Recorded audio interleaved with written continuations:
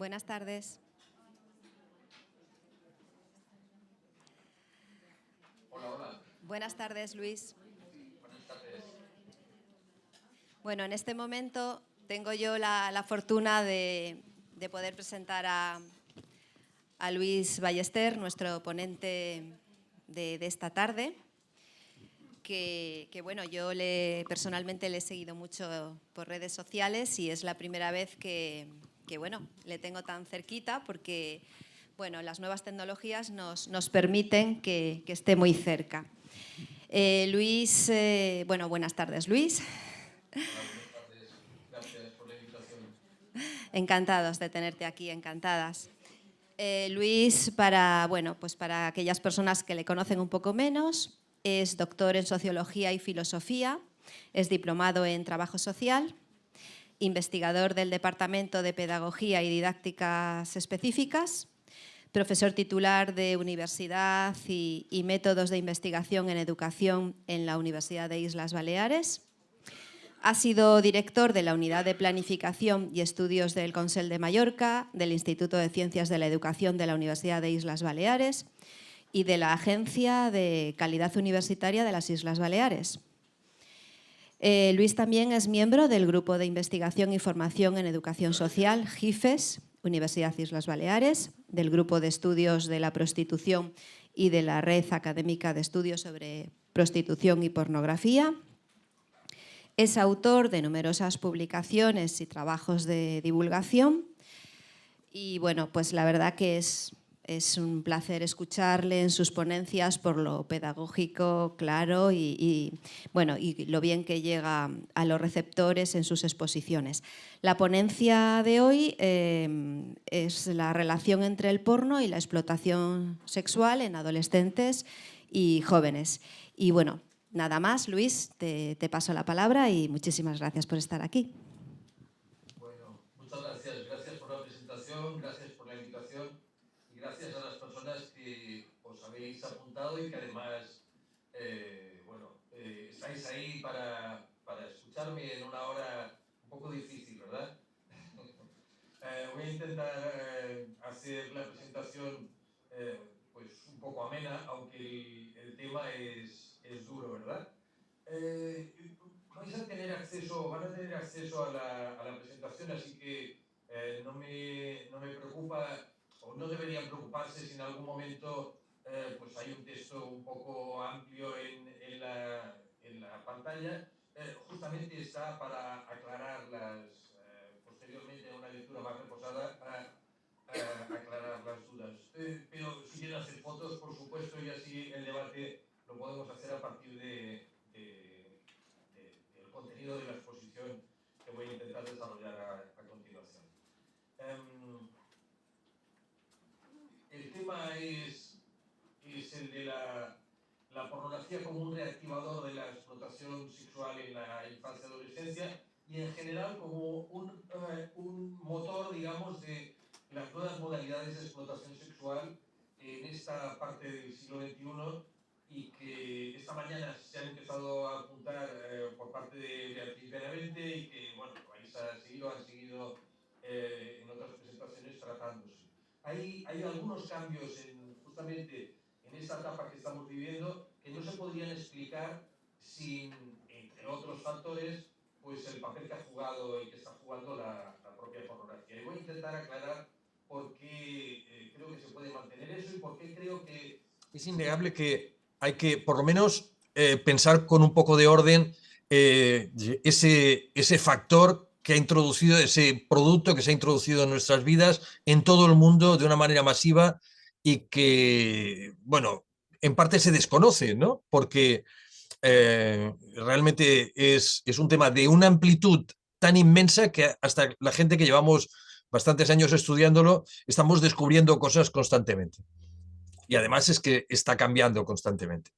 Vale, primero de todo, ¿qué es la pornografía? Bueno, ya deben conocer este estudio del 2023 que hizo una revisión mediante un panel Delphi de especialistas, pues cómo especialistas internacionales creían que se podía definir la pornografía. Y al final llegaban a la conclusión de que había 6 notas características, eh, sin una toma de posición previa, pero finalmente llegaban a la idea de que, a la convicción de que las prácticas que mostraban incluían violencia de diversos tipos, pero en cualquier caso violencia en relación a las mujeres como nota dominante, ¿no? Un tratamiento denigrante de las mujeres, que una nota también característica, la segunda, era la jerarquía de cuerpos, aunque mostraba ya la pornografía todo tipo de cuerpos, todo tipo, absolutamente todo tipo de cuerpos, sobre todo cuerpos femeninos, aunque cuerpos de hombres o de mujeres trans, si quieren,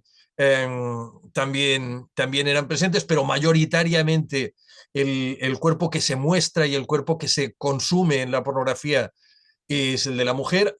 Bueno, pues básicamente con la idea de la jerarquía de cuerpos, con la idea común a las investigadoras, a las especialistas en la erotización de los cuerpos frágiles, mujeres embarazadas, mujeres mayores, mujeres muy jóvenes, de hecho adolescentes, como muy presentes, ¿no? Como caracterizadoras de ese porno mainstream. No se mostraba nunca consentimiento o consenso de prácticas, o como le quieran llamar, pero esa negociación o esa exploración conjunta de la práctica sexual tampoco se mostraba. Se producían condiciones, se reconocía que se producían condiciones de no garantía digamos, de respeto por los límites, si es que en algún momento se planteaban límites. Solo se gestionaba, digamos, sin límites el placer masculino o el placer de la persona dominante en la relación sexual que se mostraba, que básicamente siempre era un hombre, y en cualquier caso estaba en retroceso y era muy poco frecuente ya el sexo seguro. Por lo tanto, la caracterización de la pornografía pues no la mostraba como un producto cultural sobre el que se pudiera debatir, sino que a partir de estas 6 notas características, la verdad es que nos deberíamos plantear ya seriamente, si es que las confirmamos, pues que nos estamos encontrando ante un producto al menos dudoso, ¿verdad? Y un estudio también muy reciente del 2023, también del 2023, de septiembre del 2023, por el Organismo de Igualdad del gobierno francés, llegaba también a conclusiones parecidas. Por ejemplo, les he destacado estas dos: el 90% de los contenidos pornográficos presentan actos no simulados de violencia física, sexual o verbal hacia las mujeres son reales, los actos sexuales y de violencia son reales, y el sufrimiento es a menudo perfectamente visible y al mismo tiempo erotizado. Bueno, como las notas características que les comentaba antes, ¿no? Por lo tanto, nosotros creemos que se puede confirmar que la definición de la pornografía al menos debería incluir estas 3 notas características: imágenes que muestran actividad sexual humana con un contenido de violencia evidente, aunque fuera aunque fuera violencia simbólica siempre presente, imágenes que cosifican a las mujeres, digamos, se centran en la relación en la que la mujer nunca tiene el dominio de la relación sexual que se muestra, y además no tienen ningún objetivo artístico, informativo, científico. Por lo tanto, ¿qué es el porno si no tiene ninguno de estos objetivos? Si su objetivo básicamente es vender algo, ¿verdad? Es gratis, masivamente gratuito, por lo tanto, vender algo. Bueno, luego vamos a ver qué creemos que vende. Y a menudo se dice que son imágenes sexualmente explícitas. Bueno, también en algunos autoras hablan de excitación. Vamos a ver bueno, que la excitación es algo que debe ponerse en duda desde el principio, porque entre otras cosas genera conducta adictiva y por lo tanto, digamos que si en algún momento produce excitación o activación sexual, esa activación va quedando digamos, en stand-by, o va reduciendo su impacto a medida que se va visualizando cada vez más porno a lo largo del tiempo, porque como todos los productos que generan conducta adictiva, generan habituación y por lo tanto disminuye la capacidad de estimulación que pudieran tener en algún momento. Si es que alguien se estimulaba, como evidentemente sabemos, con la violencia sexual, por ejemplo, ¿no?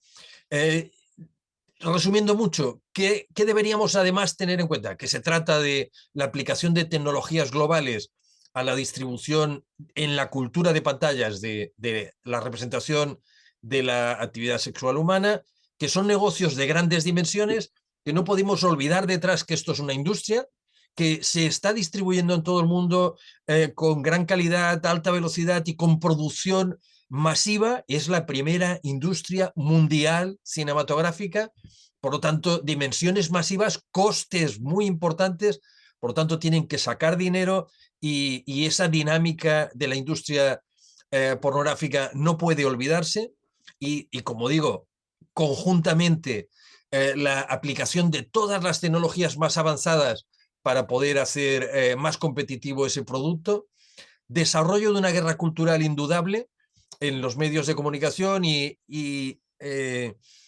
con periodistas y actores mediáticos como los youtubers, etcétera, jugando un papel muy claro. Por ejemplo, ¿por qué un chico o una chica de 14 años recibe información o se dirigen a ella, a él, pues youtubers o influencers para enseñarles cómo hacerse una cuenta de OnlyFans saltándose los límites, las protecciones de la propia compañía?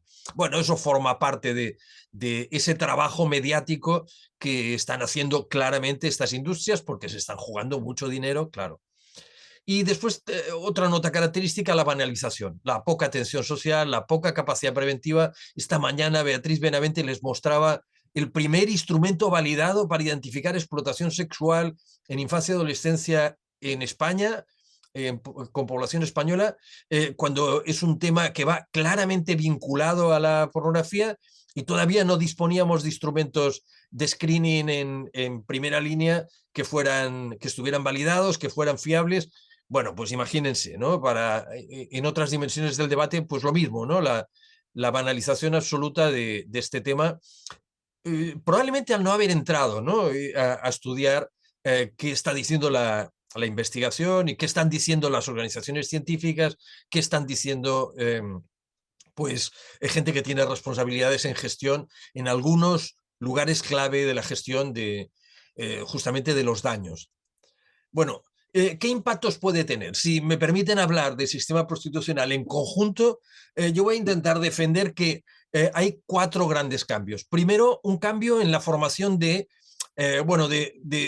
buena parte de adolescentes y jóvenes. Especialmente es eficaz la formación que realiza el porno con gente muy joven, con adolescentes y con jóvenes. Con toda la población, pero especialmente con este grupo.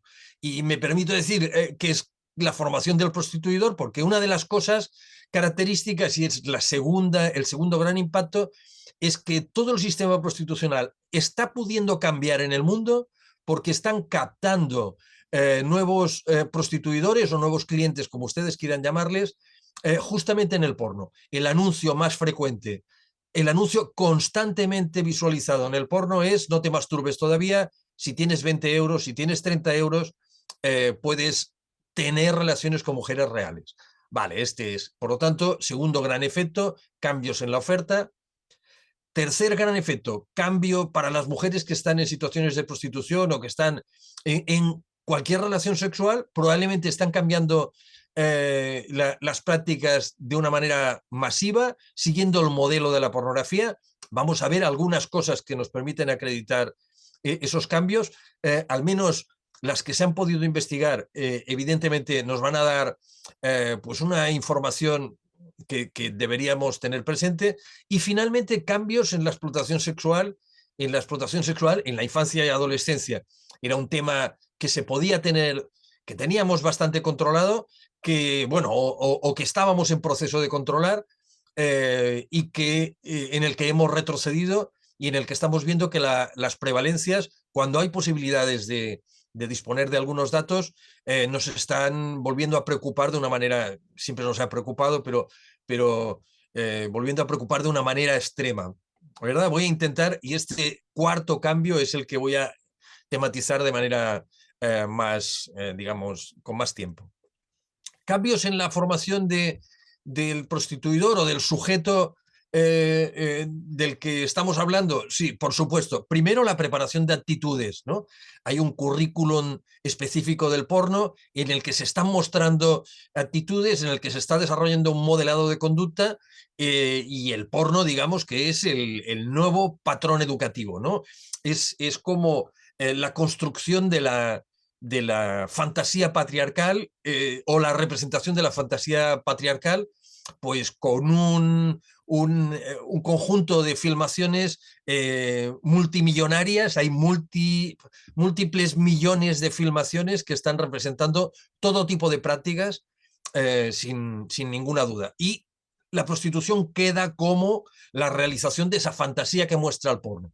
El porno filma la prostitución, pero filma también otras cosas, pero finalmente, cuando esas prácticas, muchas de ellas extremas, no se pueden llevar a las relaciones consensuadas y no se pueden llevar, la prostitución queda como final de etapa. Entonces, inicio, final de etapa. Vale. Desconexión, además de la empatía, ¿qué más hace el porno? Además de educar en cuanto a contenidos, a fantasía, de realización de actividad sexual. Además, desconecta la empatía. Normaliza la violencia, la visualización de violencia sexual, por lo tanto, hace que ni la notemos, esa violencia sexual. Desde luego, la violencia simbólica ni se nota en absoluto. Es decir, cuando trabajamos con adolescentes y jóvenes y les preguntamos, bueno, qué ven y si ven violencia, la mayoría no identifica para nada, por ejemplo, que se maltrate a la mujer con términos como puta, zorra, etcétera, constantemente, como los términos con los que se refiere a las mujeres, el porno mainstream. Por lo tanto, ni se llega a ver, hace transparente esa violencia, hace invisible, mejor dicho, esa violencia, y además permite desconectar la empatía. Como la erotiza, hace que ni se note, se busque, de hecho, esa violencia como el contenido más estimulante para una relación sexual, a cualquier edad, por supuesto.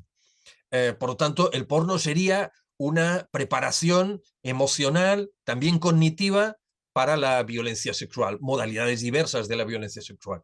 Y finalmente también preparación para el paso al acto. Recuerden lo que les decía, el porno es el marketing de la prostitución, pero además es un marketing muy concreto, porque en los análisis que estamos haciendo de la oferta, los anuncios constantemente presentes son anuncios que invitan a que esa fantasía que creen ver, pero que es una filmación de relaciones reales, muy reales, pues se realice con personas que va a encontrar esa persona, ese sujeto, muy cerca en su entorno.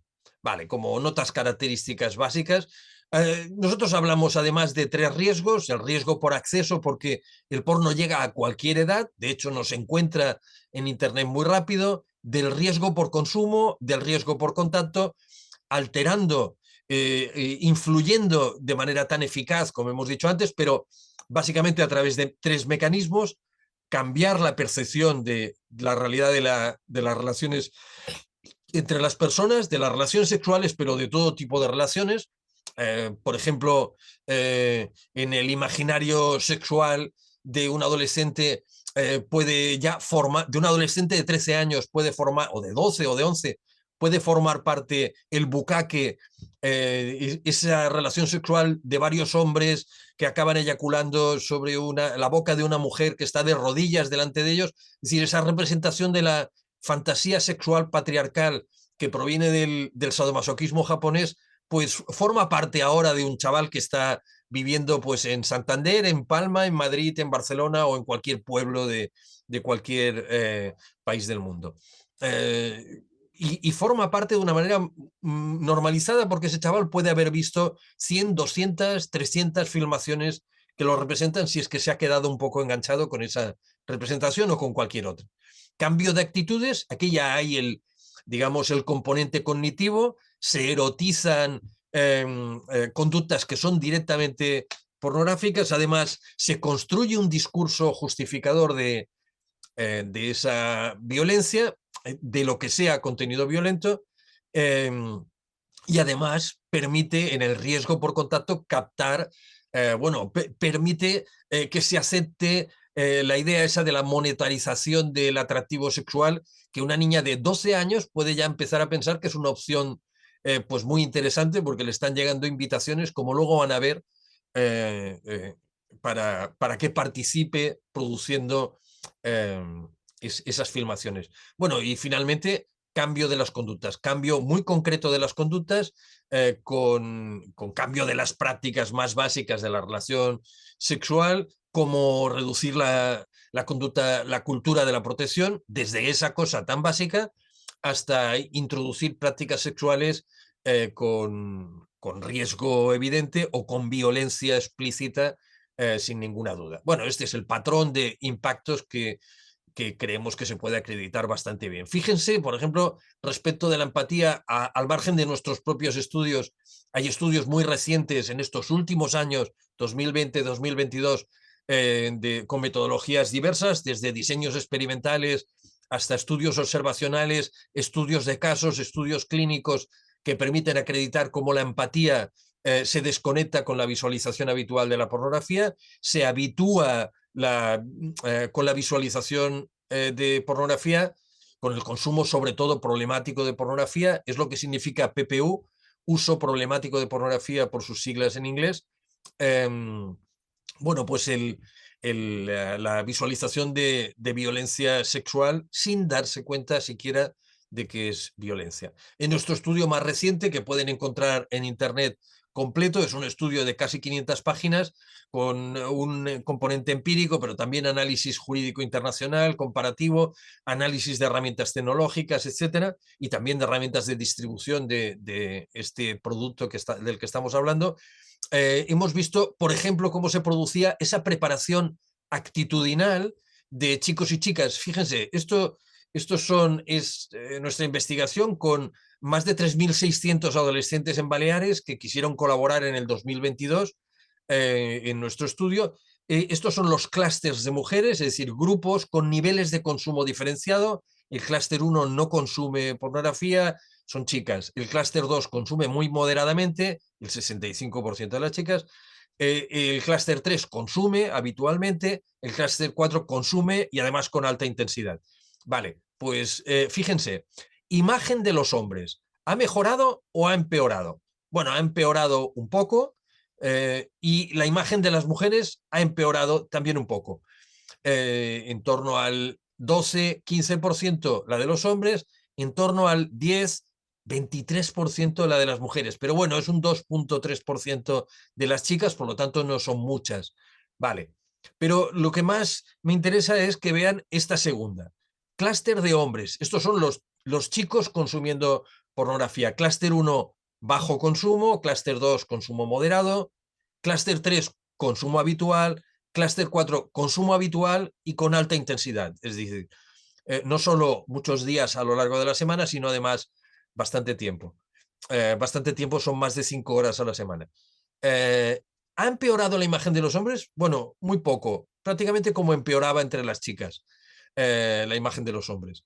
¿Ha empeorado la imagen de las mujeres? Fíjense que aquí el porcentaje de chicos que tienen consumo habitual supera el 50%. Bueno, pues para ese 50% la imagen de las mujeres ha empeorado más del 70%. ¿Y eso qué significa? Bueno, en cierta manera nosotros lo interpretamos como una preparación actitudinal para que se pueda tener cualquier tipo de relación. Cuando hemos preguntado en las entrevistas y en los grupos de discusión, pero ¿por qué ha pasado esto? ¿Por qué creéis que pasa? Los propios chicos y las chicas, pero los chicos cuando nos lo explican nos dicen es que todas son unas putas, ves a la misma chica con uno, con otro, haciendo cualquier tipo de práctica.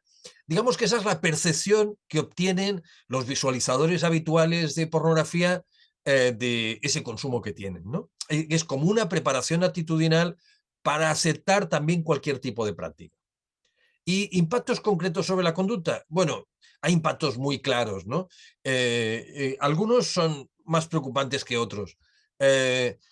Finkelhor, que es el sociólogo, el gran investigador inicial del abuso sexual en la infancia, nos decía que hay 4 moderadores de la violencia sexual, que los los humanos controlamos nuestra implicación en violencia sexual, sea con quien sea, con nuestras parejas o con personas más jóvenes que tengamos cerca, primero porque controlamos la motivación para la violencia sexual. Pero fíjense que la pornografía está estudiada como y reconocida como un superestímulo, es decir, un estímulo que es muy difícil controlar con nuestras capacidades, digamos, habituales, ¿no?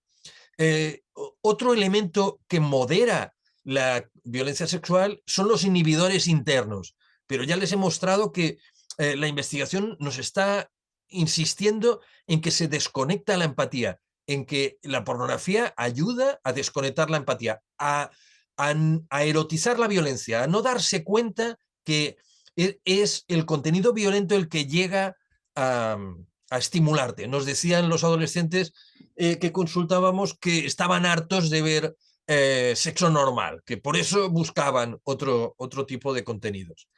El tercer moderador de la violencia sexual, nos decía Finkelhor, son los inhibidores externos, la sanción social negativa, culturalmente extendida de los límites para la conducta sexual. Pero vivimos en sociedades hipersexualizadas que valoran justamente esa conducta sexual y que no le ponen límites en ninguno de sus productos culturales o en muy pocos productos culturales. Y finalmente, el cuarto moderador de la violencia sexual, decía Finkelhor, es la resistencia, la propia resistencia de la víctima, que pone límites a su pareja o a las personas que se le acercan. Pero sabemos además que el porno normaliza esa violencia, por lo tanto, hace que hasta las propias víctimas crean que si no tienen determinada práctica, eso dice algo en contra de su propia conducta. Por lo tanto, cada vez aceptan más, cada vez aceptamos más prácticas que, sobre todo las mujeres y las mujeres muy jóvenes, bueno, que no tienen por qué estimularles especialmente, ¿no? Pero creen que deben aceptarlas, ¿verdad? Bueno, pues como ven, hay impactos, parece que nos preparamos para que haya impactos y la investigación nos ha mostrado que hay varios impactos. Por ejemplo, la idea de que no hay límites, de que no se debe frustrar el deseo masculino, porque en el porno no se frustra nunca el deseo masculino, nunca, y ahora tenemos un catálogo con más de 11.000 filmaciones catalogadas, analizadas, y prácticamente nunca el deseo masculino, pero nunca es menos del 5%, se frustra el deseo que los protagonistas dominantes de la relación, que son hombres, quieren tener. Se reduce la cultura de la protección que desarrollamos con la pandemia del SIDA y además se incrementan las prácticas de riesgo o directamente la violencia sexual, ya ni siquiera la violencia simbólica, sino la violencia sexual tan clara como la práctica que les he dicho antes y otras, como por ejemplo la explotación sexual en la infancia y adolescencia. La erotización del sexo, de la violencia sexual con menores de edad.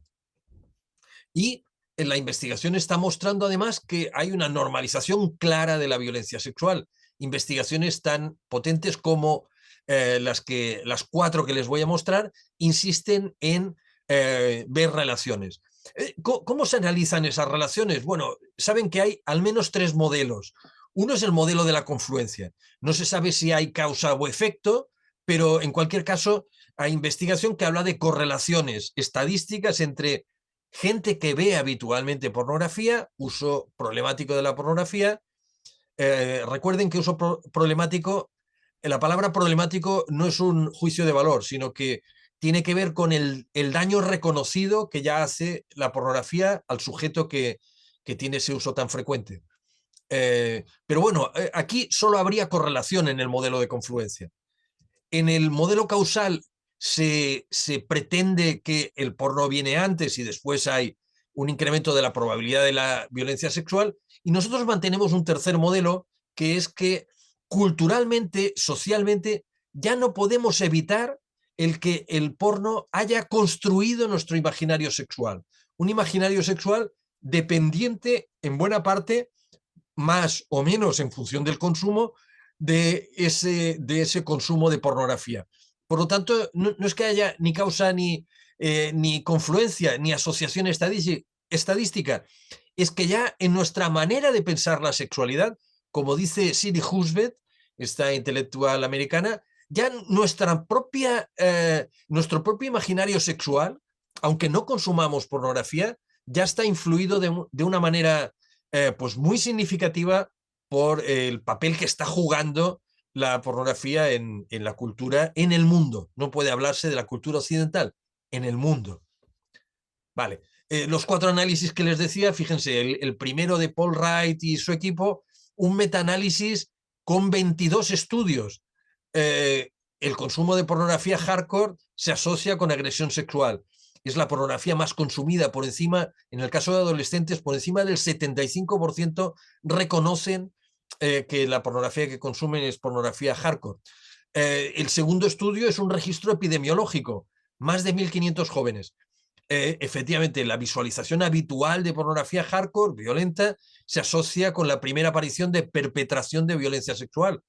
Violencia sexual puede ser asfixiar a tu pareja o puede ser pues prácticas sin preservativo, aunque ya quiera usarlo, etcétera, ¿no?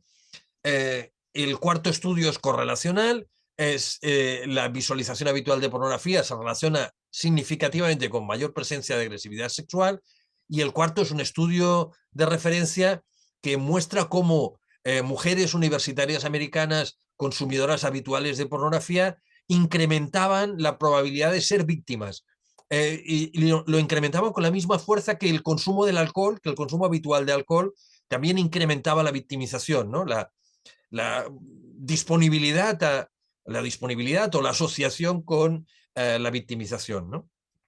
Por lo tanto, estudios diversos nos están mostrando que hay esa relación, o este estudio de un equipo español, Gemma Mestre, Alejandro Villena y Carlos Chiclana, que dicen no se puede hablar de una relación genérica con la violencia sexual, pero al menos hay 2 tipos de violencia sexual que se pueden acreditar muy bien: el incremento de la agresión y de la coerción sexual con la pareja íntima, y la asociación del uso de la pornografía y la aceptación del mito y de las actitudes que tienen que ver con el mito de la violación. A ella le gustará la violencia, pues es una sexualidad más pasional, etcétera, ¿no? Este tipo de cuestiones. Bien es cierto que también hay moderadores de ese impacto. Afortunadamente hay moderadores, más moderadores que los que nos invitaba a tener presentes Finkelhorn, como son las características personales, evidentemente el sexo, la posición que tienes, la posición social y tu propia posición como persona, la intensidad de consumo de la pornografía, el tipo de pornografía que se consume, y tener personas significativas emocionalmente en nuestro entorno. Tener buenas relaciones emocionales también modera el consumo problemático de pornografía. Por lo tanto, bueno, hay impactos, pero también hay efectos moderadores.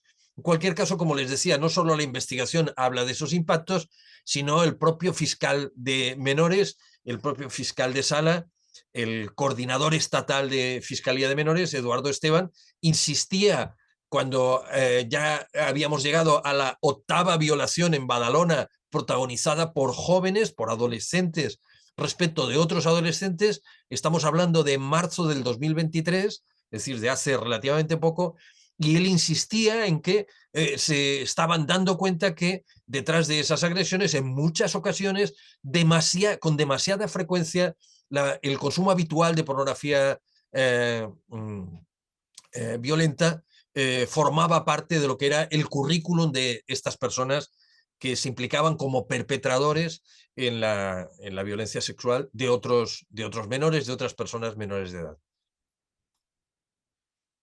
Por lo tanto, nosotros seguimos confirmando esta escalada de conducta que tiene en el porno un motor que construye una pedagogía de la prostitución, o que construye un imaginario prostitucional que nos lleva a la prostitución, o que nos lleva a la violencia en las relaciones con nuestras parejas o con otras personas, ¿no? Aunque no las conozcamos de nada. Pues, evidentemente que podemos tener relaciones con personas que acabamos de conocer, pero que el contenido que se busque inmediatamente en esa relación tenga un componente de violencia sexual, digamos que eso puede en parte atribuirse, en buena parte atribuirse al consumo, en este momento al consumo habitual de pornografía. Cambios en la oferta. Bueno, ¿y cómo está influyendo en la organización del sistema? Como les decía, los anuncios fundamentales que recibe un consumidor habitual de pornografía son anuncios de prostitución, la pornografía está muy bien, pero tener relación con mujeres reales está aún mejor. Si tienes unos pocos euros, puedes hacerlo, ¿no? Por lo tanto, ese componente es muy claro y además la prostitución está pasando muy rápidamente a ser ofrecida a través de webs, ni siquiera en empresas distribuidoras de anuncios de pisos, sino que el componente fundamental de la oferta en este momento son webs que ofrecen a personas en situaciones de prostitución, muy mayoritariamente mujeres, por esa convergencia digital, ¿no? Hacer un clic en esa web de pornografía te lleva inmediatamente a una web en la que se ofrecen personas en un catálogo con imágenes o con vídeos muy similares a los que has visto en pornografía y por lo tanto esa convergencia tecnológica está facilitando que se ahorren dinero, que aumente la productividad, que se concentre capital en empresas que están entrando desde hace ya años en el sistema prostitucional. Además, se cambian los canales de comunicación, como decíamos, canales de captación de clientes en los mismos canales de distribución de pornografía y finalmente ocultación muy intensa de esa oferta que nosotros llamamos de deslocalización y que creemos que es un error llamar prostitución 2.0 porque en realidad ahora vamos por las tecnologías 4.0, por lo tanto sería un poco absurdo ir cambiando constantemente. En realidad es pornografía oculta que utiliza medios tecnológicos para llegar a los prostituidores, para llegar a, si quieren llamarles clientes, a sus clientes. Vale, cambios característicos, está cambiando todo el sistema prostitucional, se está ocultando, se están desarrollando nuevas modalidades de trata, tanto para producir pornografía como para poner personas en el sistema prostitucional. La pornografía es el activador y el educador de las personas que lo van a demandar y recuperación de la explotación sexual en la infancia y adolescencia. Estas serían las 5 notas características que están vinculadas entre sí y que probablemente tienen a la pornografía como uno de sus motores fundamentales junto con la tecnología que hay detrás, etcétera, ¿no? Y la cultura de pantallas. Cambio tecnológico, cambio en las modalidades de explotación sin ninguna duda y además con intensificación de los riesgos y cambio social y cultural porque cada vez hay una mayor aceptación por parte de gente muy joven y yo les invito a leer a una socióloga, Eva Iluz, que nos explica en un libro relativamente reciente de 2021 que se titula El fin del amor, cómo están cambiando de manera muy notoria las estructuras básicas de las relaciones emocionales, de las relaciones sociales en Occidente, al menos en Occidente, en lo que se puede conocer mejor, ¿no? Porque hay buenos sistemas de estadísticas y hay buenos canales de canalización de las opiniones y de las realidades que estamos viviendo. Por lo tanto, estos 3 cambios son muy claros y además son cambios que influyen pues en la captación de las mujeres. En este momento se pueden captar mujeres en origen en Bolivia, en Paraguay, en Brasil, en África, en el oeste de Europa, en el este de Europa, perdón, para venir a ejercer la prostitución en el oeste de Europa, a ver si me aclaro. ¿Vale? Y esa captación se hace por internet, el porno es el modelo y el entrenamiento, les muestra qué deben ofrecer cuando lleguen a este tipo de ofertas, etcétera, ¿no?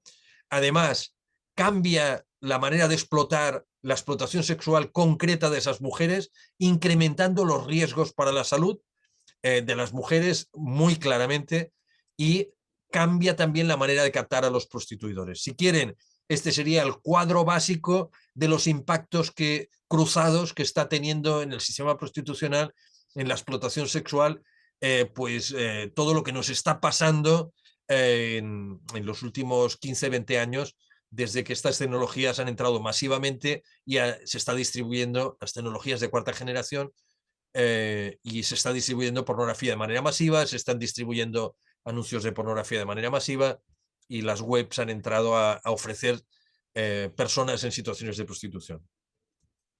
Bueno, como les decía, se está produciendo esto, está cambiando de manera muy clara con una concentración de capital, aunque quedará gente en situaciones de prostitución en la calle y en clubs, será residual y cada vez los pisos ya juegan un papel fundamental, pero cada vez más van a jugar ese papel y se va a ampliar el papel que jugarán las webs. De hecho, ya hemos podido analizar grandes prostíbulos de carretera como aparte de tener el prostíbulo un espacio, digamos, concreto en una carretera o en el límite de una ciudad, además ya tenían página web o ya estaban conectados con una página web para ofrecer a esas personas en situaciones de explotación sexual pues de una manera mucho más eficaz y más rentable para ellos, ¿verdad? Eso es lo que llamamos la deslocalización o la ocultación extrema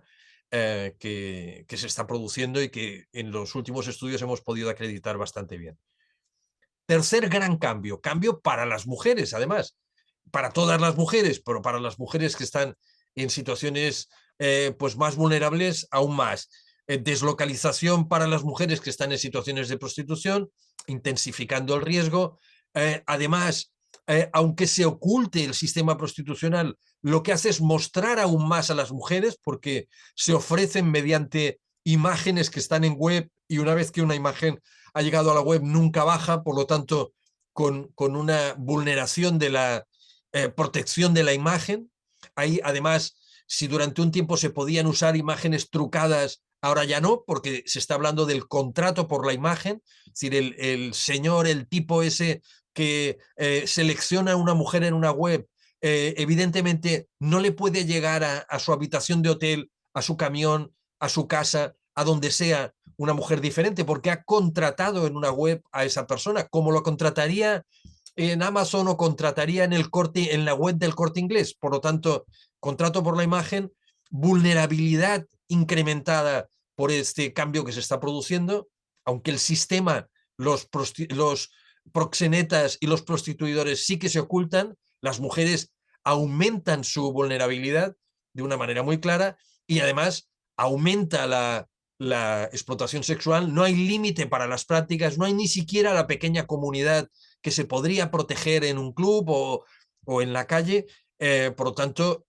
intensificación del riesgo para la salud. Y fíjense cómo por mimetismo con el porno, pero también por extensión de esa educación de los nuevos prostituidores, para toda la sociedad se establece una manera de valorar a una mujer. Y en este momento, la valoración tendría de una mujer 3 notas características. Primero, la renovación de la cosificación, la imagen de la mujer en una jerarquía de cuerpos que produce el porno sería una de las notas dominantes para valorar cómo es una mujer.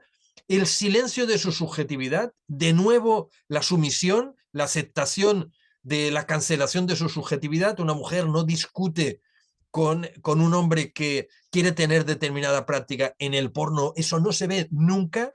Y después la disponibilidad, otra modalidad de la sumisión, la disponibilidad a realizar cualquier práctica. Nos encontramos adolescentes de 15 años, de 14 años, chicas que nos discuten que eso sea negativo para ellas, porque ¿por qué es malo que yo esté dispuesta a hacer cualquier cosa?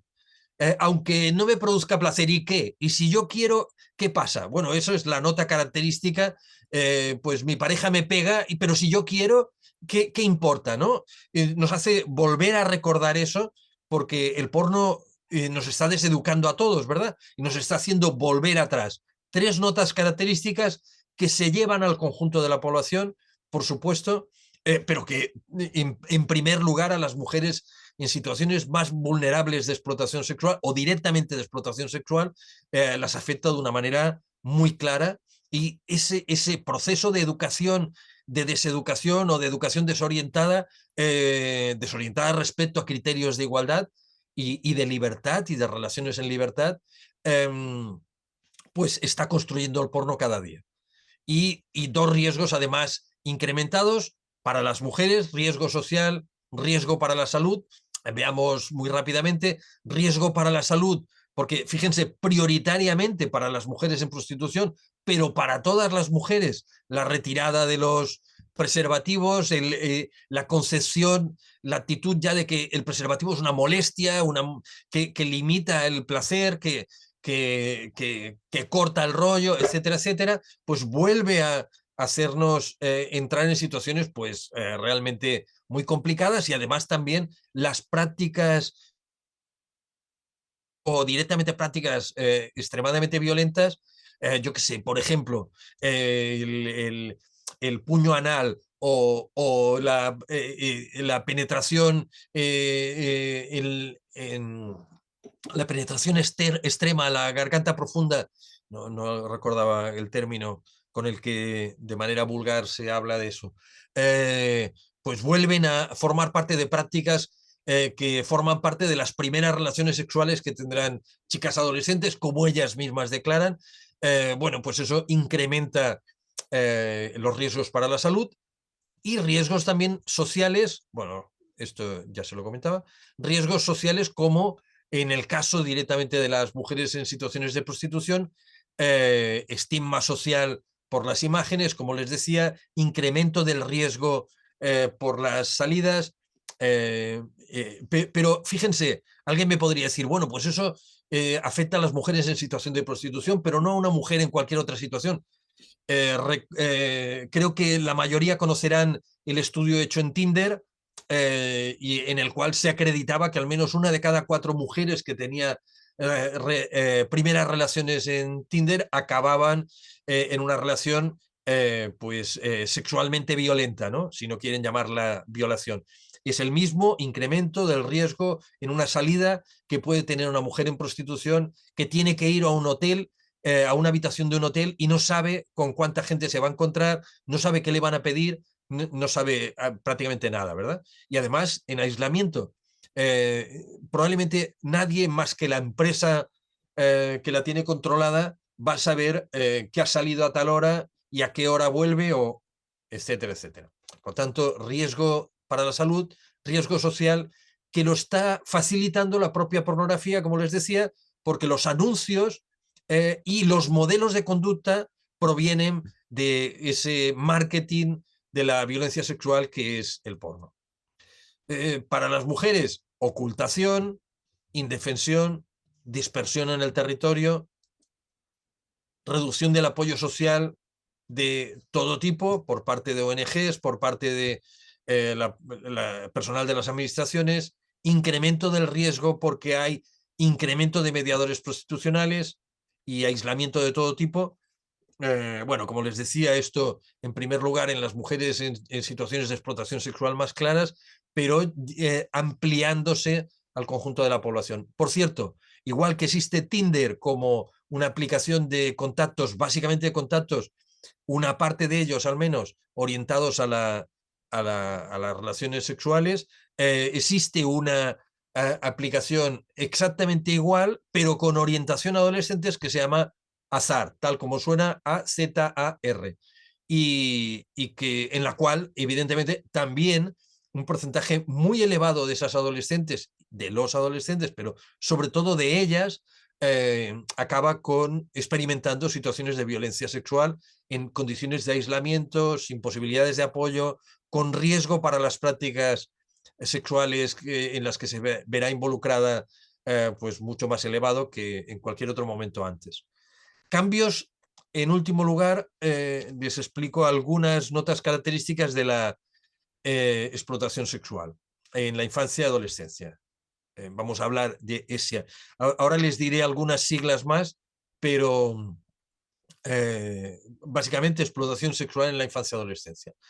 ¿Y qué sería la explotación sexual en la infancia y adolescencia? Esta mañana lo han visto con Beatriz, no les voy a insistir mucho, pero al menos quiero que quede claro una cosita. Primero sería una relación en la que hay desequilibrio de poder, porque al menos una de las personas es menor de edad.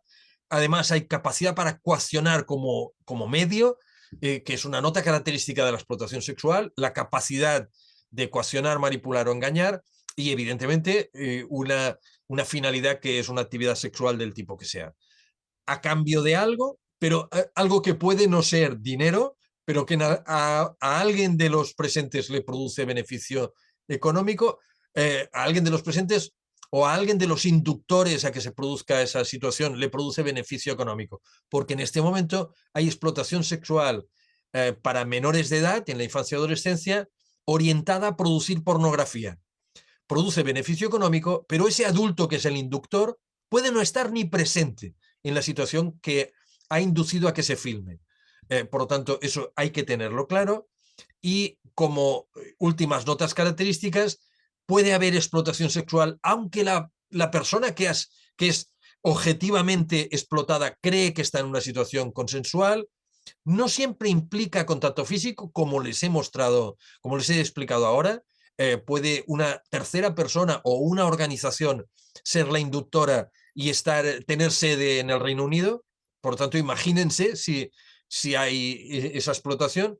Y además se puede producir esa explotación sexual a través de la pornografía. La chica que está siendo explotada sexualmente puede estar en la habitación de al lado de sus padres sin ningún problema y está siendo extorsionada sexualmente para que produzca imágenes sexuales o para que tenga una determinada relación y la filme y la envíe. Por lo tanto, bueno, la explotación sexual en la infancia y adolescencia, la tecnología y la industria del porno, que lo compra todo, que lo consume todo, la ha desordenado, la ha reactivado y le ha dado un poderío de ocultación incomparable con lo que estaba pasando antes de 2007, 8, 9, que es cuando se introducen las tecnologías de cuarta generación en nuestro mundo. ¿Y qué notas podríamos caracterizar? Hombre, normalización de la explotación sexual. Luego les voy a mostrar algo que me permite acreditar esto. Por lo tanto, incrementando la prevalencia o el riesgo de prevalencia en los sitios en los que solo se conoce parcialmente. Ocultación de los mecanismos de captación y generalización del sexting, pero especialmente del sex spreading, del sexting tóxico, de la distribución no consentida de imágenes sexuales y además también la captación de jóvenes explotadores de sus compañeras, de quien sea, gente que cree que es gracioso filmar a una compañera en el instituto cuando está en el baño o que fuerza una relación o seduce para que haya una relación y la filma y la distribuye, etcétera, ¿no? Y otros mecanismos. Y después paso al acto.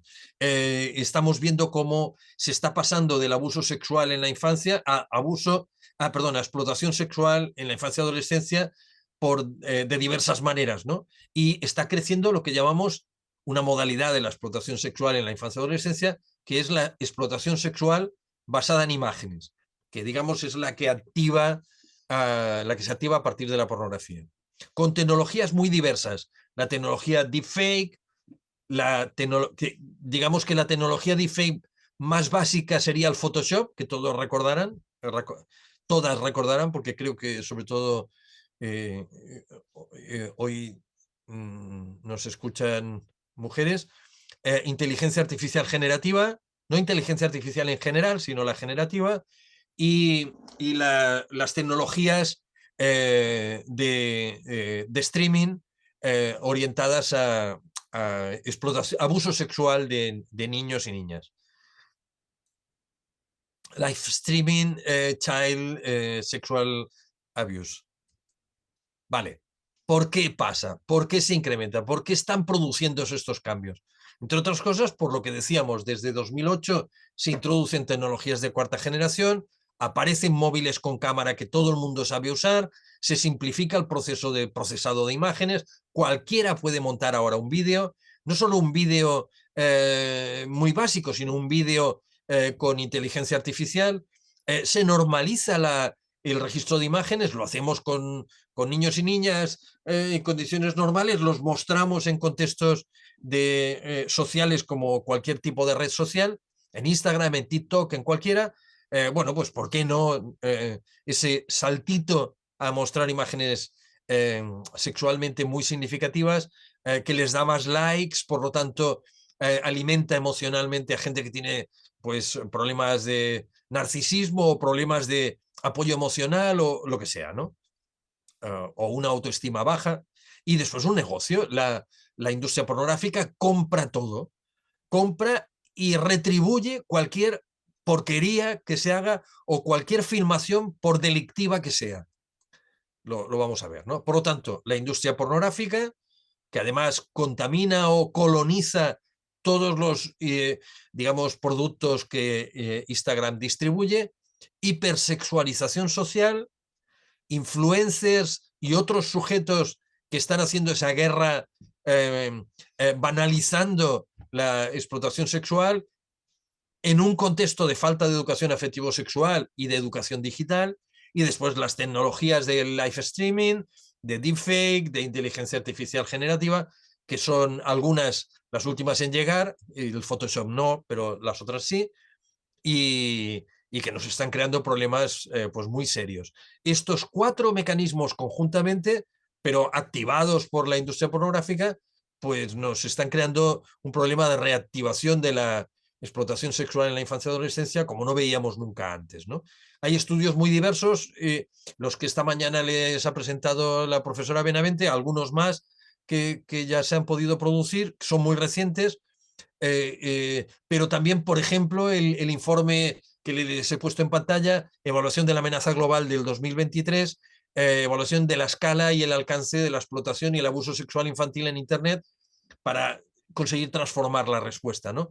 Este informe que pueden encontrar en castellano en Internet les va a permitir hacerse una idea de algunas cosas que son escalofriantes como estas. Fíjense en las dimensiones que tiene este fenómeno.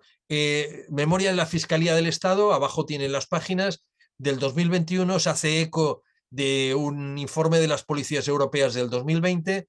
Las denuncias por abuso sexual de menores online han evolucionado desde 23.000 el año 2010, acababa de empezar, a las más de 725.000 el 2019.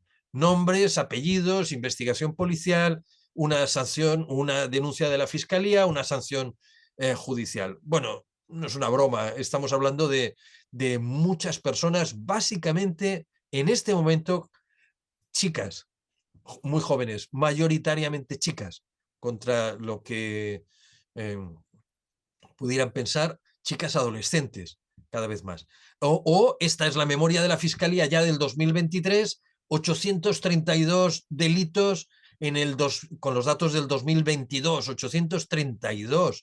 En el 2019 eran 400, se duplican los delitos concretos por producción y distribución de pornografía infantil a través de las TIC. Bueno, muy bien. Por cierto, no deberíamos hablar de pornografía infantil, como mínimo deberíamos hablar de material de abuso sexual en la infancia o, como les estamos proponiendo, abuso sexual o explotación sexual basado en imágenes, que es esa modalidad de la explotación sexual. ¿Por qué no material? Bueno, porque material parece que es algo, o ¿por qué no pornografía? Porque tiene que ver con, en el caso de pornografía, como si fuera algo que se puede construir consensualmente, por supuesto que no, y en el caso de material, porque nos olvidamos de que estamos hablando de un tipo de explotación sexual muy concreto que es la basada en imágenes.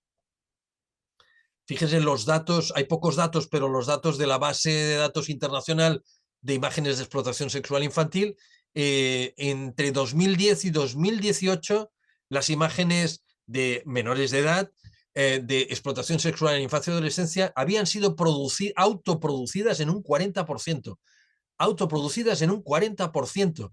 Evidentemente por seducción, por manipulación, por engaño, por sextorsión, etcétera. ¿Y quiénes las producían? Claro, ya no eran niños y niñas de 7 años, de 6 años, como históricamente ha sido el abuso sexual de manera dominante que se producía en el contexto familiar. No, no, en este momento son ellos mismos con sus móviles que son o engañados o manipulados o lo que sea. Y de todas las imágenes de menores, el 50% eran de adolescentes chicas entre 11 y 13 años.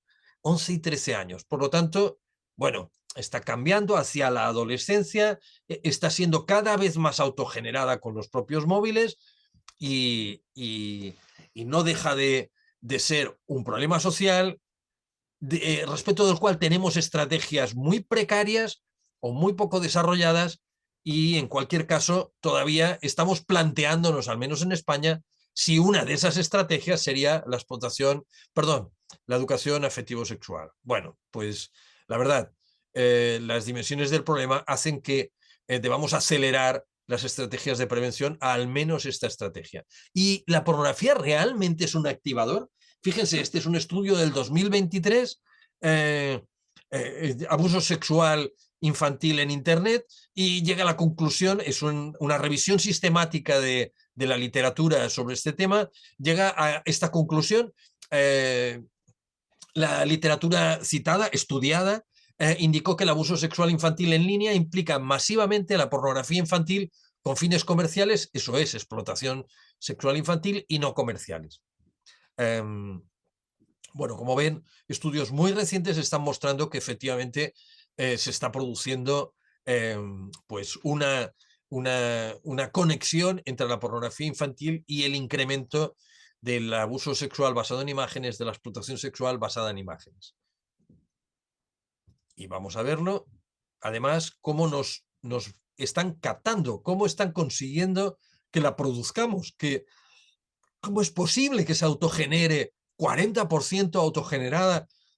Bueno, básicamente, entre otras cosas, porque empieza con el sexting, porque empieza con esa captación de imágenes sexualmente significativas, con la invitación en este momento muy normalizada. Yo siempre digo que Instagram es el espacio en el que se hace el casting del porno, entre otras cosas porque está constantemente invitando mediante likes, reforzando mediante likes a la producción de imágenes sexualmente significativas, a compartirlas, a subirlas, a generar páginas de segunda capa, páginas ocultas, en las que se tiene que entrar con un nuevo perfil, etcétera, etcétera. Bueno, y entrando en niveles de explotación, pues a veces mucho más graves que sencillamente la pornografía infantil, como son la casi prostitución, es decir, la aceptación de relaciones sexuales cara a cara con personas que están comprando sus imágenes, por ejemplo, ¿no?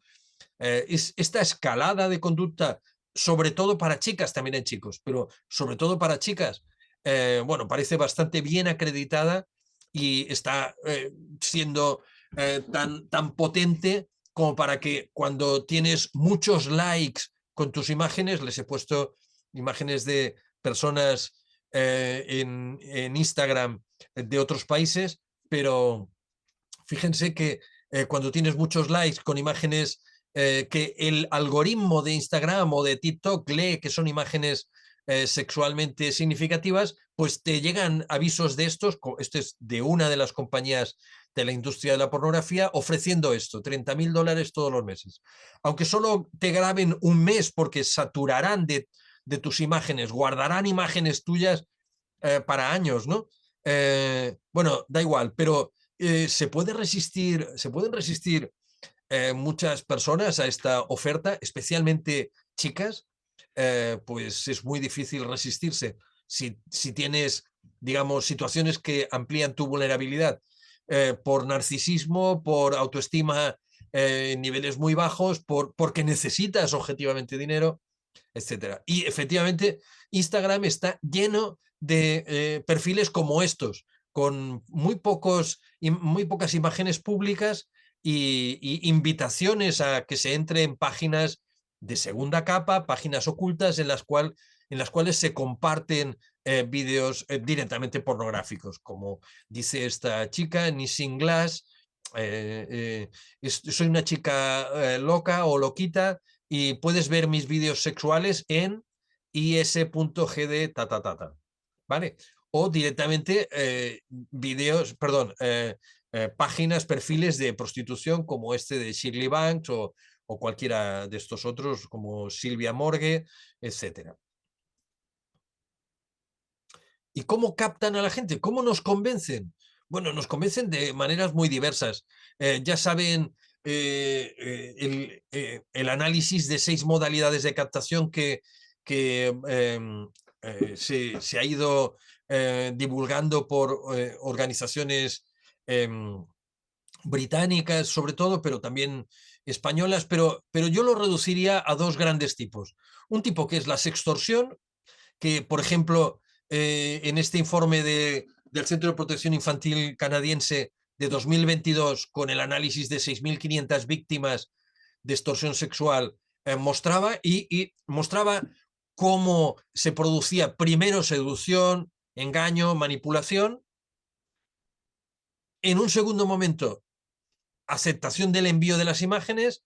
Como les decía, podría estar esta chica o este chico, pero sobre todo chicas, en la habitación de al lado de la que están cenando sus padres y sin ningún problema estaría siendo extorsionada.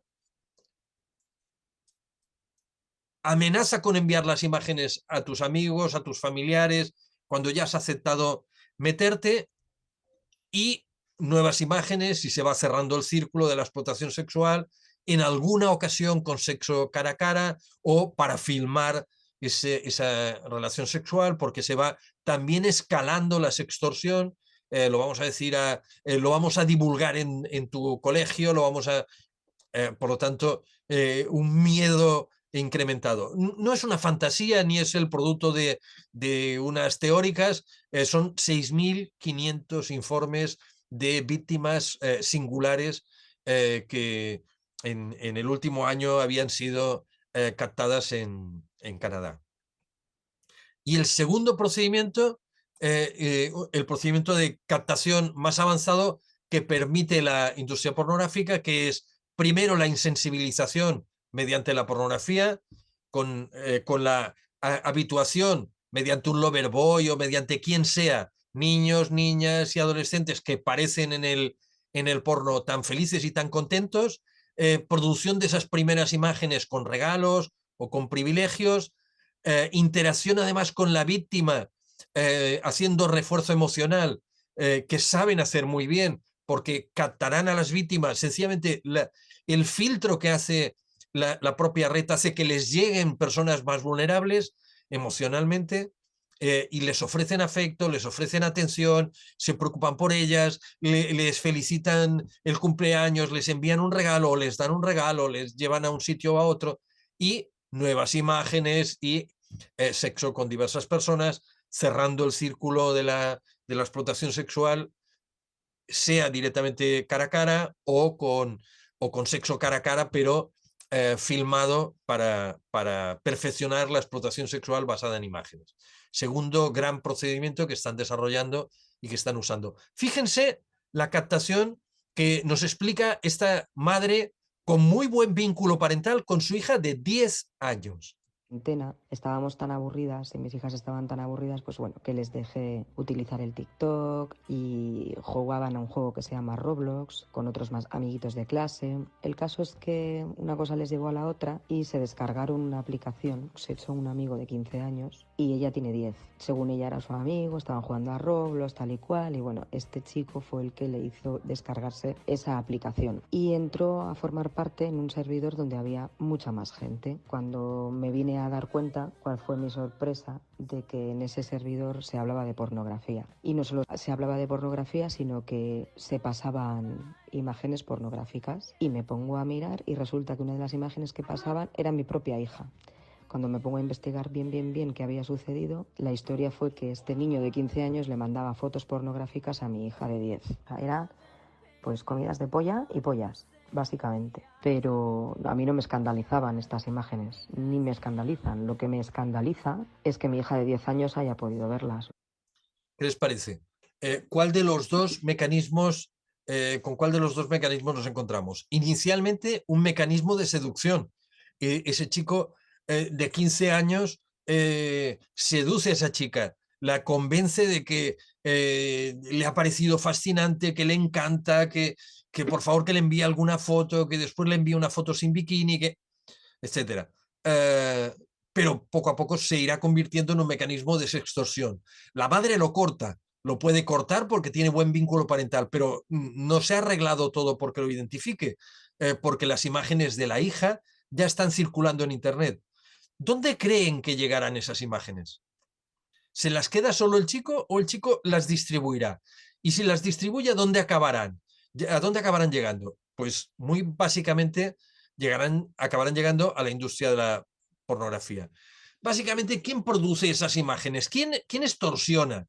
Bueno, un adulto que produce directamente las imágenes, filma a esa chica o filma directamente, un joven que con ayuda de un adulto o incitado por un adulto produce las imágenes de sus parejas o de las personas que va conociendo, un joven solo que es incitado por el propio porno a emularlo produciendo sus imágenes, inicialmente sus propias imágenes, después imágenes de otro, o la autoproducción de imágenes por parte de niños, niñas, adolescentes, quedándose ahí, autoproduciéndolas y compartiéndolas, como esta niña de 10 años que inicialmente estaba en este nivel tan bajo, en el nivel de abajo de la transparencia. Por lo tanto, 4 modalidades. ¿Qué imágenes? Pues todas estas acaban llegando al porno. Imágenes compartidas desde el sexting inicial, pero con contenido claramente sexual compartido. ¿Alguien cree que Telegram o WhatsApp, aunque sean redes o aplicaciones de comunicación instantánea, son privadas? No, se comparten con mucha facilidad esos contenidos, imágenes también directamente de MASI, materiales de abuso sexual infantil para hacer daño, o imágenes ya directamente con fines lucrativos del tipo que sea, ¿no?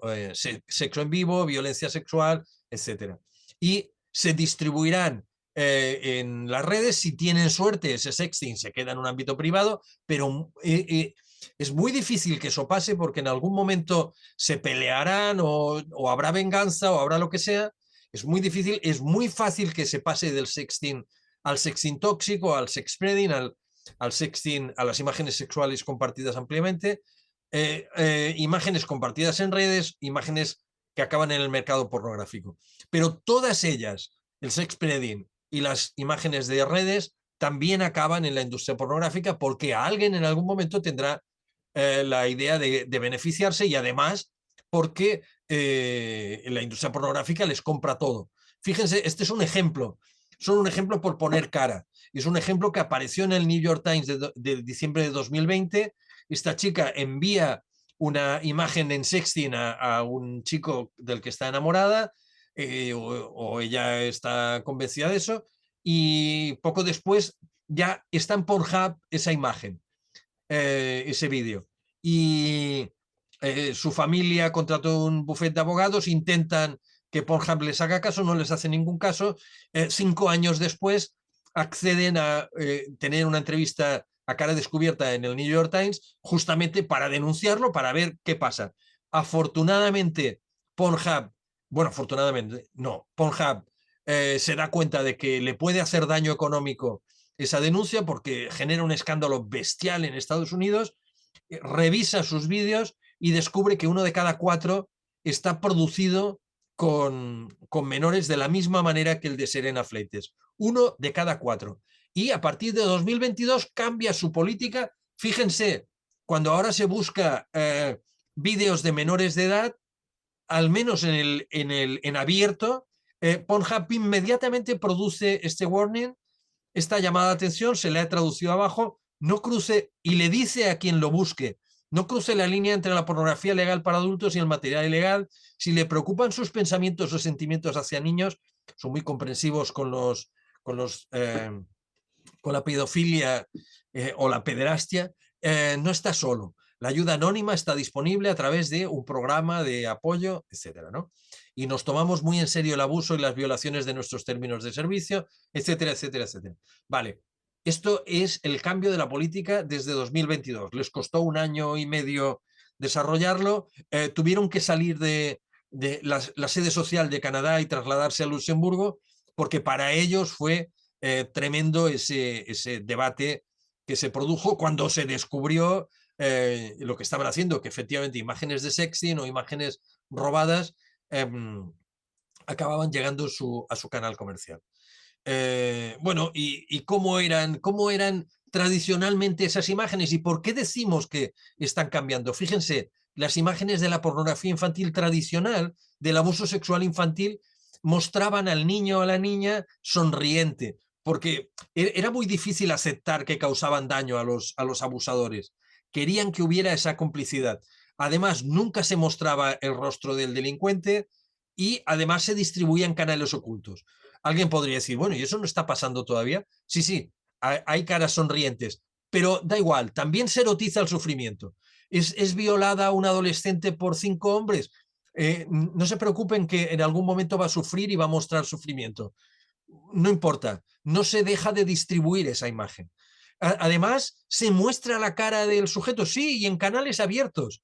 Es que no se puede ya controlar. Se muestran canales abiertos y se alardea de participar en esa filmación. Y no son canales ocultos, muchos son canales comerciales de distribución de pornografía sin ninguna duda. Por lo tanto, bueno, se está produciendo un cambio que la normalización que ha producido el porno, la normalización de la violencia sexual, nos debería hacer darnos cuenta de que se está produciendo, porque es bastante real.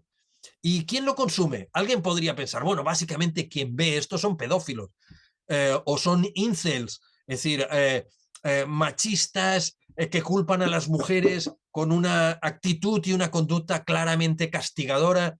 Bueno, no, eso por supuesto, eso ya existía, ya eran los que lo consumían, pero ahora jóvenes del entorno, también de esas chicas a las que les roban las imágenes en un primer momento o que son filmadas y que ellas creen que están en un contexto consensual en algunos casos, cualquier adulto en el porno porque es normalizado y finalmente, ¿quién lo ve? ¿Quién lo consume? ¿Quién lo aprovecha? También las industrias.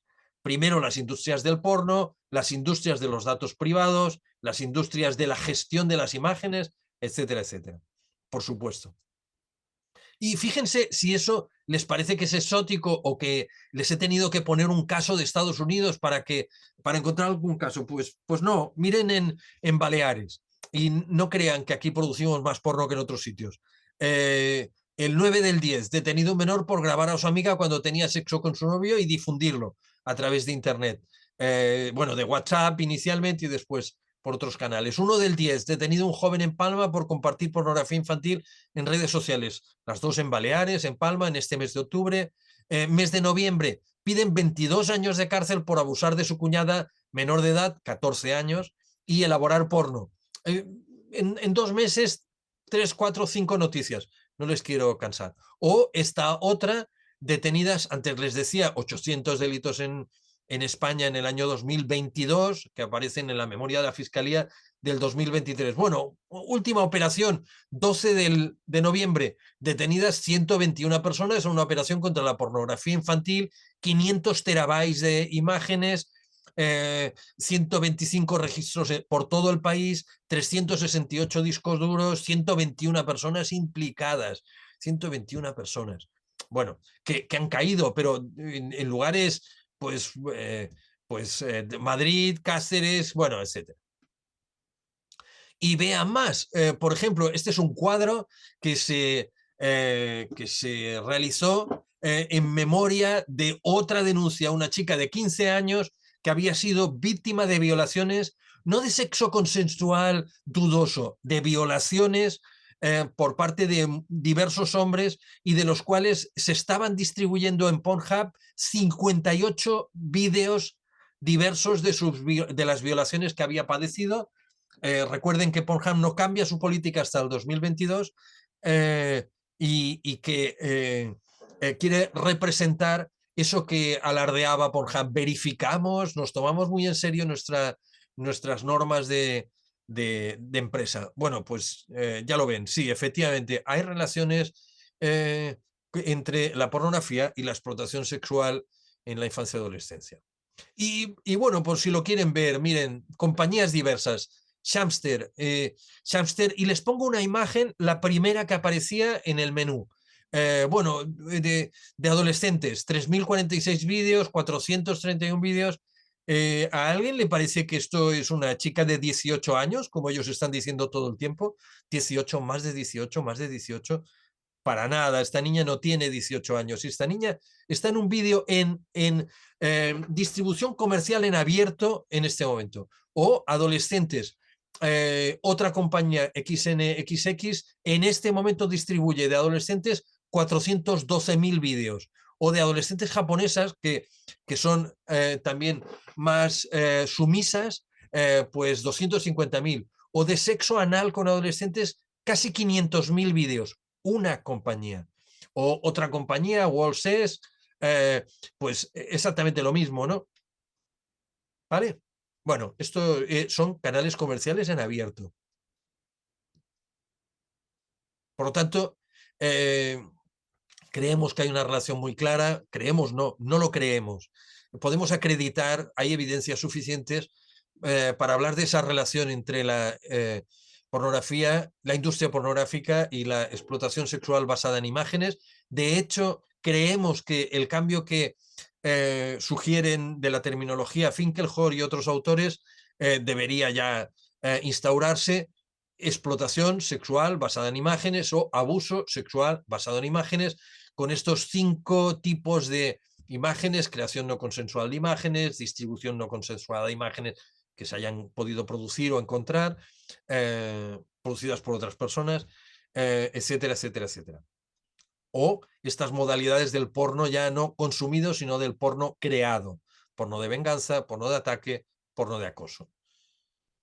Y para colmo, y con esto casi me quedan 5 minutos de lo que esperaba hacer, bueno, pues las tecnologías de inteligencia artificial y las deepfake, les he dicho, deepfake es engaño oculto,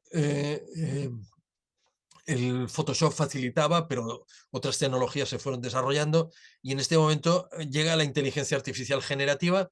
Fíjense, inteligencia artificial generativa usada para el porno, pues en Almendralejo. Y los chavales de Almendralejo no son ninguna vanguardia tecnológica de los adolescentes del mundo y crean con inteligencia artificial, hacen los chicos de una clase que las chicas de la clase protagonicen material pornográfico, que como dice este autor, pues está penado, al menos es un delito contra 2 artículos del Código Penal, el 189, el 188, el 197, 3 artículos. Bueno, pues esto se hace con inteligencia artificial muy fácilmente. Fíjense, esta niña de aquí es una niña generada, es una imagen generada por inteligencia artificial. ChatGPT recibe más de 1.000 millones de visitas cada mes. Procesa lenguaje natural, por lo tanto se le pueden dar instrucciones sin necesidad de programar. Se puede hablar a inteligencia artificial para que genere inteligencia artificial generativa, para que genere a partir de nada, a partir de la información disponible y las instrucciones que le damos muy básicas, pues imágenes como estas de esta niña, que le podríamos dar instrucciones que se implicara en una actividad pornográfica. Y fíjense, ejemplos, en 2023 se ha ido, no ha dejado de incrementarse el uso de la inteligencia artificial para el abuso sexual con menores.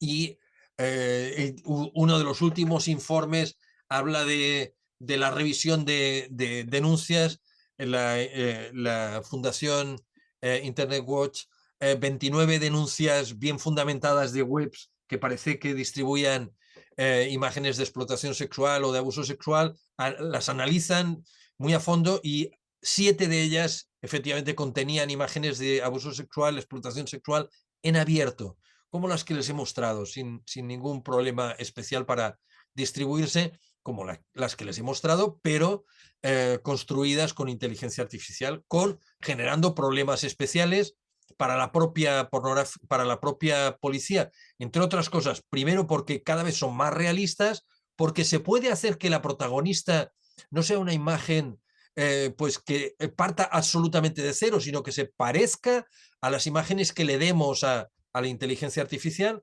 Por lo tanto, no he hecho nada con mi compañera o con una mujer política que se dedica a la política muy relevante, pero he hecho que la inteligencia artificial genere una protagonista de una imagen, de una filmación pornográfica tan parecida a esa persona que, aunque yo no haya estado nunca a menos de 1 kilómetro de esa persona, pues a todo el mundo le va a parecer que es la protagonista. Además, obliga a que la policía investigue cada denuncia, por lo tanto, el abuso a personas reales se ralentiza, si ya era dificultoso, y además genera fantasías, porque se puede hacer que protagonicen filmaciones pornográficas bestiales sin haber cometido aparentemente ningún delito, evidentemente que es un delito, pero no se ha manipulado ni engañado en el cara a cara, en una relación cara a cara, a nadie. Por lo tanto, la capacidad desorganizativa de la inteligencia artificial generativa es brutal, ¿no? Y de hecho lo estamos viendo. Se ha reactivado el porno de venganza, lo pongo entre comillas porque creo que venganza es un término inadecuado, que una chica no haya querido ligar con un compañero de clase no significa que le haya hecho nada de lo que tenga que vengarse, si es que la venganza en algún contexto fuera aceptable.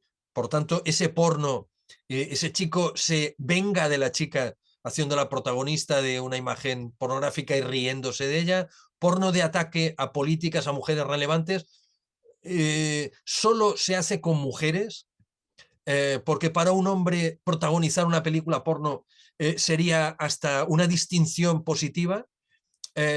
Porno de acoso, como esos chicos de Almendralejo, que parece que se ríen, que es algo recreativo, que qué importancia tiene, que estamos sacando un poco de quicio, que esas chicas, sus imágenes nunca bajarán de internet ya. Vale. Y porno por motivos lucrativos, también se está incrementando. Pero tanto el porno de venganza, como el porno de ataque, como el porno de acoso, acaba en la industria del porno. Busquen, por ejemplo, Hillary Clinton en Pornhub o en XNXX o en Shamster o en cualquier otra de las grandes compañías de producción y distribución de pornografía, y verán como Hillary Clinton, Jennifer Aniston o quien sea, mujeres relevantes internacionalmente, que se las ha atacado haciendo las protagonistas de filmaciones pornográficas, están en libre distribución sin ningún problema. Mujeres, porque será muy difícil que encuentren hombres. Y bueno, algunos datos, sabemos muy poco, pero la mayoría de las imágenes son producidas por jóvenes. En este momento el 91% ya no son menores de 8 años como antes, sino que están entre los 12 y los 17 años. Este es un estudio de 2023 de Finkelhor y su equipo. El 91% son adolescentes las que protagonizan explotación sexual basada en imágenes.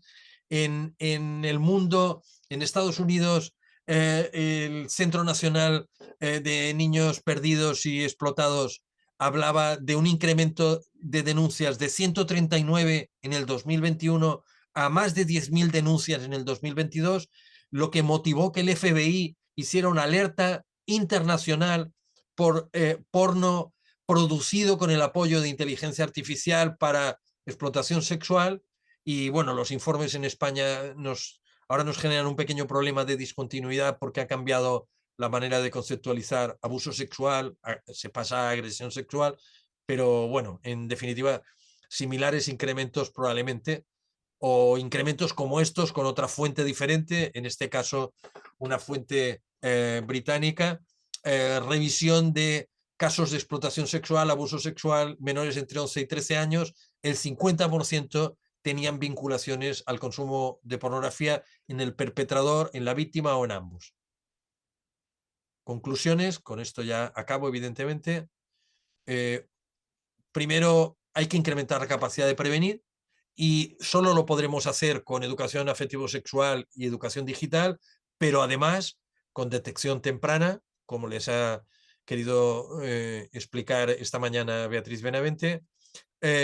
No ignorar que la industria del porno y las tecnologías son activadores de la explotación sexual basada en imágenes, sin ninguna duda, se aprovechan, todas las imágenes acaban allí, acaba alguien lucrándose o el conjunto de la industria lucrándose. Por lo tanto, hay que hacer algo con esas tecnologías.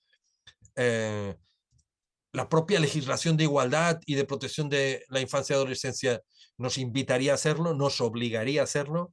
Hay que sensibilizar sobre el falso consenso que se encarga la industria pornográfica y las redes de construir, porque muchas chicas y chicos, pero sobre todo chicas, no identifican esa experiencia como de explotación, aunque se esté filmando sexo con personas muy diversas, se esté distribuyendo sus imágenes, etcétera, etcétera.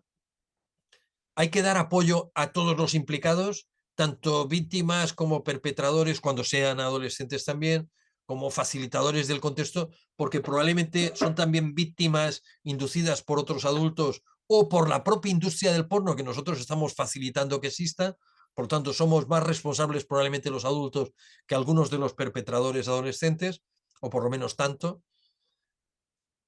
Hay que ayudar a salir de la explotación sexual y además que haya restitución cuando claramente se identifique un victimario y se le pueda llevar ante la justicia. Hay que hacerlo y hay que dar apoyo para que se pueda hacer de manera eficaz, y hay que analizar todo el contexto que motiva que niños, niñas y adolescentes se vean implicados filmando, siendo filmados o filmadas, o sin que nadie les escuche de manera suficientemente clara cuando nos piden ayuda o cuando llegan delante de un profesional. Esa situación es esencial, y con esto voy a acabar. Les dejo mi correo electrónico y bueno, hablemos si les interesa hacer alguna pregunta o algún comentario. Bueno, muchas gracias.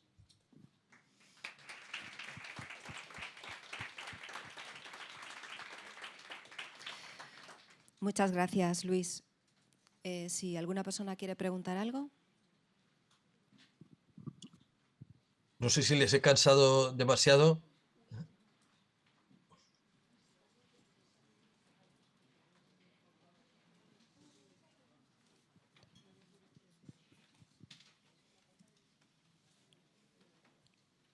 Ha estado todo súper claro, entonces. Les vamos a enviar la presentación, por tanto, bueno, van a poder verla con tranquilidad, y en algún momento, como tienen mi correo electrónico, lo van a tener. Si quieren participarme alguna opinión o alguna duda, pues también por correo electrónico lo podrán hacer, por supuesto.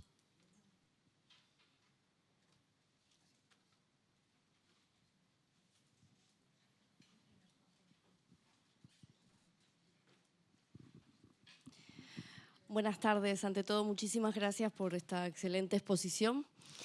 Y bueno, yo como madre de 2 niños, uno ya adolescente de 13 años, quería preguntarle cómo haría su exposición, su explicación para un niño, un adolescente o una niña adolescente también, en el que no reconoce que todas estas cosas es explotación, en que su cuerpo no se vende, que no tiene por qué hacer estas cosas a cambio de nada, ya sea por dinero económico o por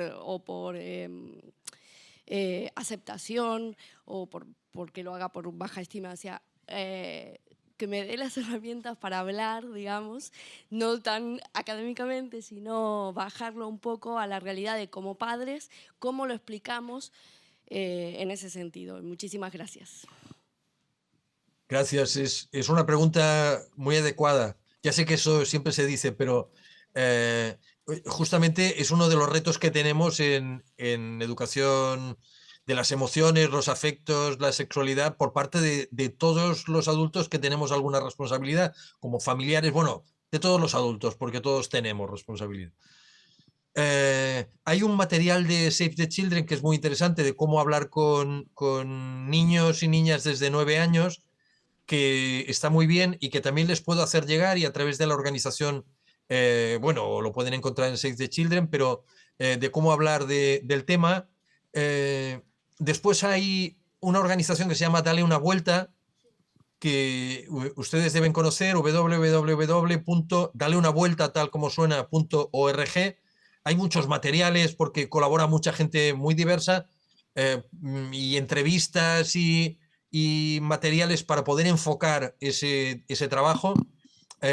También vídeos, materiales audiovisuales muy interesantes. Y vale la pena echarle una ojeada antes de pensar en formarse un criterio, pero nosotros también tenemos algunos materiales desarrollados y estamos trabajando con familias y con educadores y educadoras y con sanitarias para pensar, bueno, comprobar cómo determinadas estrategias nos están funcionando.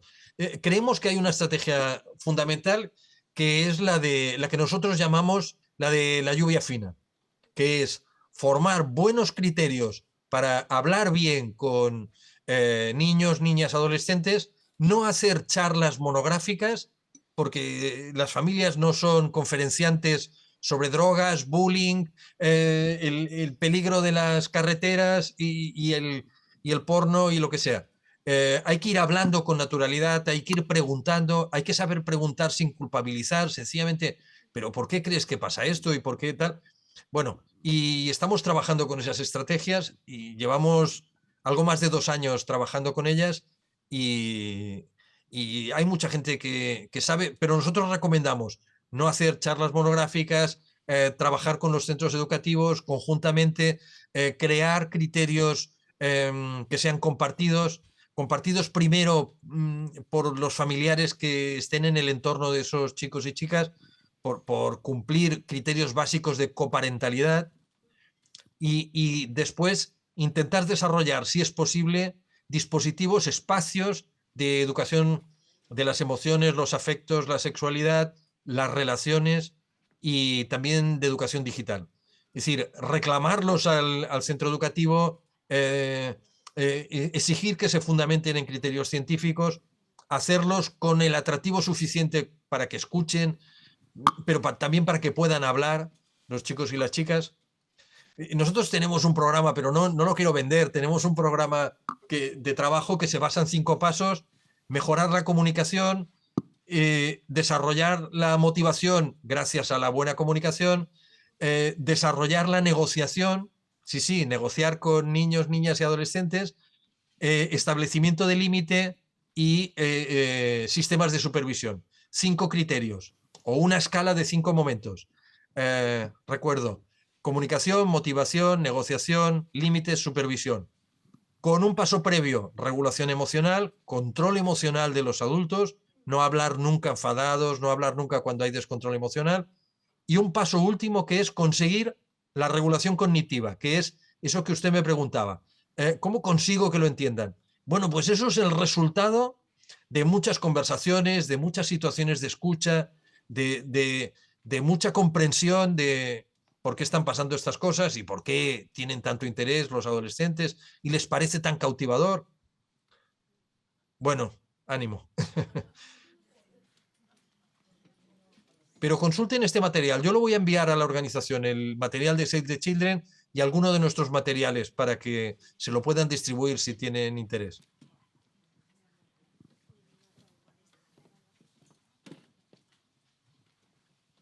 ¿Alguna pregunta más? ¿Nada más?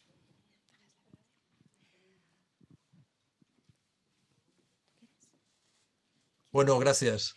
Muchísimas gracias, Luis, por tu presencia. Muchísimas gracias. Gracias.